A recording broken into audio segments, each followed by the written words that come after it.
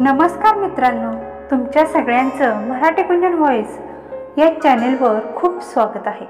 आज आपण कॅफेमधलं प्रेम ही सुंदर अशी कथा बघणार आहोत। नेहा एका बँकेमध्ये काम करत होती। नेहाच्या बँकेमध्ये काम करत होती त्या बँकेच्या समोर एक छोटंसं कॅफे होतं। मधल्या जेवणाच्या सुट्टीमध्ये नेहा नेहमी त्या कॅफेमध्ये जाऊन आपला टिफिन खायची।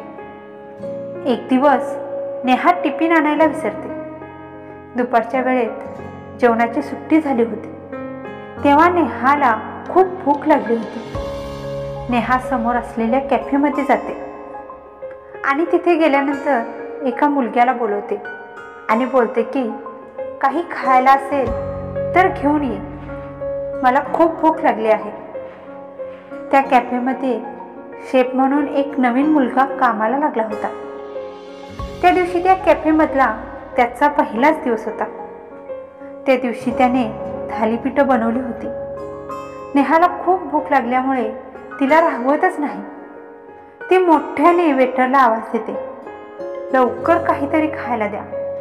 त्या कॅफेमध्ये शेफ म्हणून लागलेल्या मुलग्याचे नाव होतं राजू। नेहाचा आवाज ऐकून राजू गडबडघाईने गरमागरम थालीपीठ करतो आणि तिच्यासाठी स्वतःच घेऊन जातो।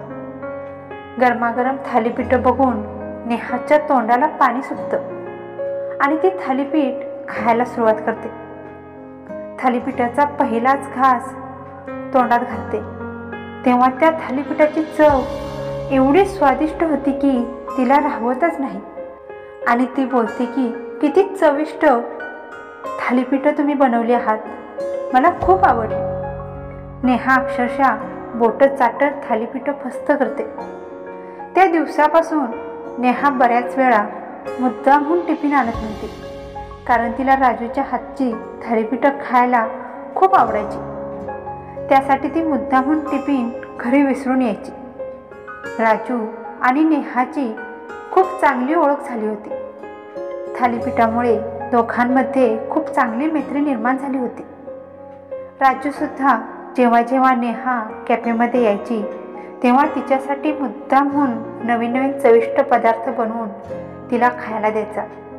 राजूला खूप आवडायचं नेहासाठी नवीन नवीन पदार्थ बनवायला आणि नेहाला राजूच्या हातचे नवीन नवीन पदार्थ खायला खूप आवडायचं। कालांतराने ते कॅफे बंद होतं, त्यामुळे राजूला नवीन ठिकाणी काम शोधायची वेळ येते।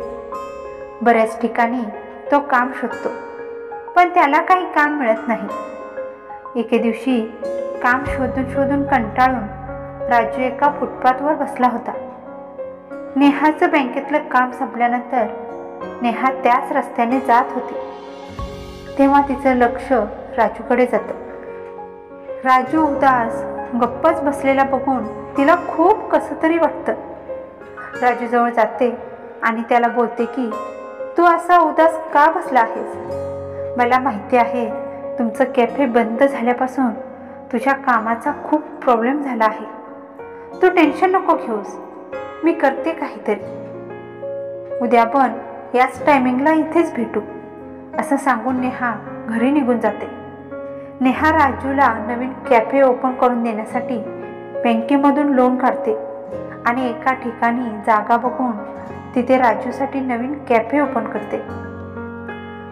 ठरलेल्या वेळेत राजूला जाऊन भेटते आणि राजूच्या डोळ्यांवर पट्टी बांधते आणि त्याला घेऊन नवीन ओपन केलेल्या कॅफेजवळ जाते आणि त्याच्या डोळ्यावरची पट्टी काढते। तेव्हा राजूला काहीच समजत नाही की नेहा अशी डोळ्यांवर पट्टी बांधून का घेऊन आली आहे। जेव्हा नेहा राजूच्या डोळ्यांवरची पट्टी काढते तेव्हा राजूला नवीन कॅफे बघून खूप आश्चर्य वाटतं। त्याला स्वतःच्या डोळ्यांवर विश्वासच बसत नाही। नेहा राजूला बोलते, आजपासून तुझं हे स्वतःच्या मालकीचं नवीन कॅफे। आता तुझ्या हातचे नवीन नवीन चविष्ट पदार्थ बनवून आता मला लवकर खायला घाल, खूप भूक लागली आहे। नेहाचे बोलणे ऐकून राजूला काय बोलावे हे समजतच नाही। राजूचे डोळे भरून येतात। राजू नेहाचा हात हातात धरतो आणि बोलतो की माझ्यासाठी तू कितीतरी काही केलं आहेस. हे उपकार मी कधीच विसरणार नाही. तुझे जितके आभार मानावे तेवढे कमीच आहेत. तू फक्त ऑर्डर करायची, तुला काय हवं ते. त्या दिवसापासून राजूच्या नवीन आयुष्याला सुरुवात होते. नेहाला राजूच्या चेहऱ्यावरचा तो आनंद बघून तिला खूप आनंद होतो. ती खूप खुश होते. नेहाचं बँकेतलं काम सुटल्यानंतर नेहा घरी जायच्या ऐवजी डायरेक्ट राजूला भेटण्यासाठी कॅफेमध्ये यायची आणि राजूला होता होईल तेवढी मदत करायची. राजूला नेहाची खूप मदत व्हायची. हळूहळू दोघांच्या मनामध्ये प्रेमाची भावना ही निर्माण झाली होती. राजू आणि नेहाला ती प्रेमाची भावना जाणवत सुद्धा होती. एके दिवशी राजूच्या कॅफेमध्ये खूप गर्दी होते. तेव्हा राजू खूप गोंधळतो. कुणाला काय द्यायचं आणि कुणाला काय पाहिजे यामध्ये त्याचा खूप गोंधळ उडतो. राजू नेहाला फोन करून लवकर कॅफेमध्ये बोलवतो. नेहा सुद्धा लगेचच कॅफेमध्ये येते. दोघे मिळून कॅफेमध्ये झालेल्या गर्दीला हँडल करतात. या सगळ्या गडबडघाईमध्ये राजूचा हात गडबडघाईत भाजला होता. नेहाचं लक्ष त्या हाताकडे जातं. लगेचच मलम घेऊन राजूच्या हातावर लावते. हाताची खूप धगधग होईल म्हणून तोंडाने फुंकर सुद्धा मारत असते. तेव्हा राजू नकळत नेहाला बोलून जातो की तू मला खूप आवडतेस. तुला मी जर आवडत असेल तर तू माझ्याशी लग्न करशील का? नेहाला सुद्धा राजूची एवढी सवय झाली होती की नेहा एक क्षण सुद्धा राजूशिवाय राहू शकत नव्हती. त्यामुळे ती लगेचच होकार देते आणि त्या दोघांचं देवा ब्राह्मणाच्या साक्षीने लग्न होतं. आणि त्या दोघांच्या नवीन प्रवासाला, नवीन आयुष्याला सुरुवात होते.